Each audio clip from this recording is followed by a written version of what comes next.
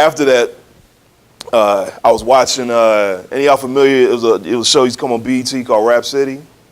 Yeah, I was watching Rap City, and I saw this video. It was a group called Lords of the Underground. They had this song called "Here Come the Lords," and they was doing this video, and they shot it at this school called Shaw University. And I was like, man, I could go there. You know, like it looks cool. I said, maybe I could go there for college. So I saw it. I said, hey, you know, like maybe I can try to go there. So I applied.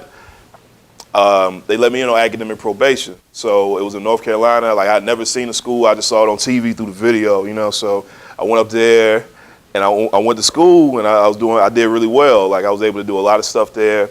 And then ironically, I wound up meeting everybody that was in that video. Like all the rappers that were in it, like one of them wound up being my frat brother. Like other people that were in it, like I wound up meeting all those people in that video. And then my junior year, I actually got a chance to do an internship for BET. So I got an internship. It was in DC. It was an unpaid internship. And I also stress to y'all too, if you ever get an internship, don't worry about the pay. Just worry about what you do. If you get to do more, the more you get to do, the better the internship is. It's like sometimes people get internships and they pay like $12 an hour, $13 an hour. You might be filing papers, making copies, you know, stuff like that. The internships that you get to do a lot, those are the best ones. So it was a good one because like I didn't get paid. I had to work at I was working at like a cosmetic store. I was selling like makeup and stuff, you know, like, and I had to work every day over the summer. I worked every day. So I did 3 days, 4 days intern, 3 days job. Worked every day of the week the whole summer. So it was a real good experience. Like I got to see a lot of people, like a lot of the stuff in the infancy stages at BET. This was when it was based in DC. It's in New York now because they got bought out by Viacom. It kind of put me on my path. So I did that. I came back to Atlanta. That was my junior year. I graduated college in '99. I came back to Atlanta. And then I got a couple of jobs. Like one was like working for like a little cable access TV station. But I got a real good one working for TNT, inside the NBA on TNT. It was Turner Sports, actually. So any y'all basketball fans? All right, good. You said me, like, yes, me. I'm a basketball fan. Yeah, so the show with Charles Barkley, Kenny Smith, like I worked for that show for 4 years, cutting highlights. So we would get, it would be a big room. You had a bunch of TV screens that showed all the games. Oh, sorry. I was there 99 to 03. I was there 97 to 99. Okay. Yep. Yeah, my producer is Scooter? Yeah, Scooter. Oh my God. Yeah, C-Feeds, right? C-Feeds, right? You in the C-Feeds room? Like, this was like, who else? You know Maceo Grant? Name's familiar. Greg Pike? Yeah, Pike, yeah. So, yeah, Pike. Yeah, Pike, Scooter, you know, they're all the producers and stuff. So, you basically, it was like working at a sports bar. So you got paid, you know, it was like going to a sports bar every night. You got paid, they fed you. It was a freelance gig, so I did it for a couple of years.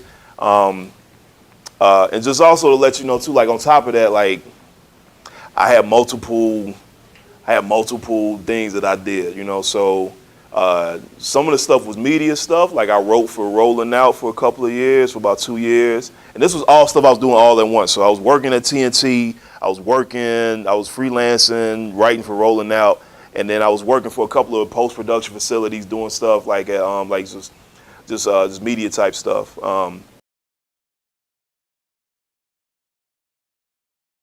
It was a friend of mine that I'm still good friends with, really good friends with. He was doing events, and he was always trying to get me to do events, you know. So he's like, "Come on, why don't you come do some events, you know, like do these parties with me, you know." So I was like, "Man, I don't know about doing parties. I don't really know about whatever, you know." And I was like, "All right, cool, I'll do it." So long story short, I did parties for about 3 years. So I did it, and it was like, you know, it was really, really, really good money. I had really good experiences. Like I actually met and I got to meet a lot of people and see a lot of people actually, like a lot of people y'all listen to that y'all might be familiar with, like hip hop wise. I actually saw them like like actually grow up almost literally like in front of me. You know, like we did early stuff with T.I. Ludacris, he went to high school down the street from me. I mean, 2 Chainz, we didn't know him as 2 Chainz, knew him as like his other name. Yeah, you know, exactly. You know, so, but yeah, all those, like a lot of those people, like, you know, people that even that were hot at one point that ain't hot no more, like a lot of people that around that era, like, you know, people that still kind of hot, like Lil Wayne, like Jeezy, like Jeezy when he first started rapping, a lot of different people. I was doing events, so I was doing all this stuff at once, and then I actually wound up moving up here in like the end of '04 or the beginning of '04, 2004, and I had when I came up here, I had no job. I really had to leave a lot of that stuff behind, and I wound up doing some more events, but I was doing something way different. So I wound up doing this stuff. Any of y'all ever been to a monster truck show before? Show of hands, who've been to a monster truck show before? Okay.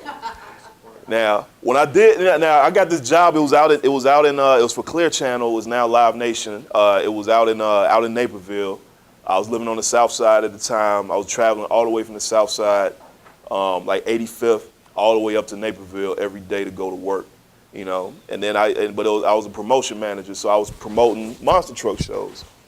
You know, I was the only black person. I was making Black history every day. I was the only black person everywhere I went. You know, like I was doing these monster truck. I was the promoter for a monster truck show. You know, like anybody been into a monster truck show, it ain't minority driven. You know, so it's like you there. You know, you go there and people like asking me questions like, "Hey, what you doing here?" You know, like it's something like, you know. And so I did that for about 2 years. I got to travel all around America and in Canada too, like promoting shows at arenas, coliseums. It was a lot of fun. It was a really great experience. And I'm just letting y'all know some of this stuff because it's not all the stuff I did. It wasn't media related, but some of it is, you know, what my experience is still tied into it. You know.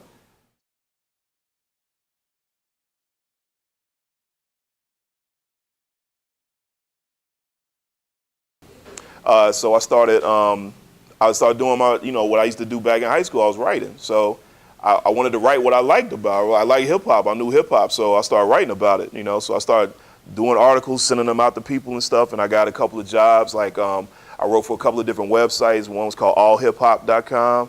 A couple of ones, there was one in Canada called Format where I did a lot of fashion stuff. And then the one where I really got my teeth into it was iHipHop. And iHipHop is kind of a different beast because it's not just a website, they also had a record label as well. So like I started out just doing articles. Like it used to be like before you had to just write an article, you type it out, you send it to somebody, they put it up, you know? So I started kind of getting into blogging where you had to learn WordPress, where you put up your own blog, you put up your own post, you find a picture, you find media to go with it, and then you post it, you know? You get feedback, you get, you know, like people commenting like, hey, I love it, or hey, this is whack, I hate it, you know, whatever. Like they might have an opinion about what you write. And then I got into the content management side, like actually posting music, because they posted music every day, they posted videos every day. So I'll have to go to sites like DatPiff, live mixtapes, you know, other sites that people had mixtapes. I take them and post them up and put them up on our server. I did interviews with a lot of different people. Like I interviewed a lot of people kind of coming up. One of the people that I met a couple years ago was Wiz Khalifa, because Wiz Khalifa actually had a record deal with iHipHop.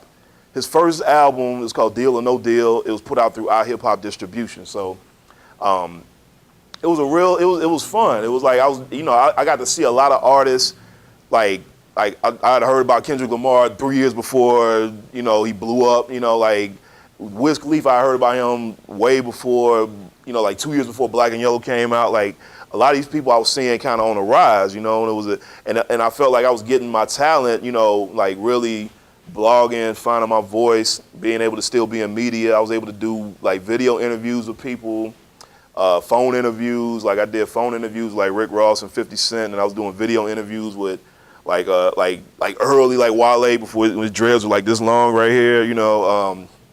You know, you know, before you signed the MMG and everything. So it was like a lot of people that were coming up, I was like able to see like that rise. So I was able to, you know, I kind of saw it in two areas. I was fortunate. I saw the rise of like the Atlanta hip hop scene, and then the rise of like the underground hip hop scene, where a lot of these artists, where they start coming out of that underground era and being big artists, you know.